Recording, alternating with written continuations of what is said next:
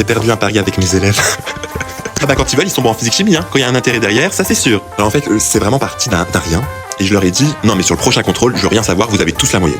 Et là, il y a un élève qui dit, mais monsieur, qu'est-ce qu'on a gagné si on n'a plus de la moyenne? Forcément, j'ai commencé à dire, bah tu seras fier de toi, ça veut dire que tu auras compris, que tu auras travaillé, que tu auras progressé. Bref, il y a plein de raisons. Mais ça ne leur suffisait pas, bien évidemment. Il y en a une autre qui dit, ah non monsieur, je sais. Alors là, je commençais un peu à stresser quand même. Et là, elle dit, si on a tous plus de 10, on choisit un brouillon TikTok que vous êtes obligé de publier.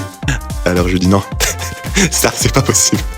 Bien évidemment, toute la classe était en accord avec son idée, donc je m'étais retrouvé un peu bloqué quand même.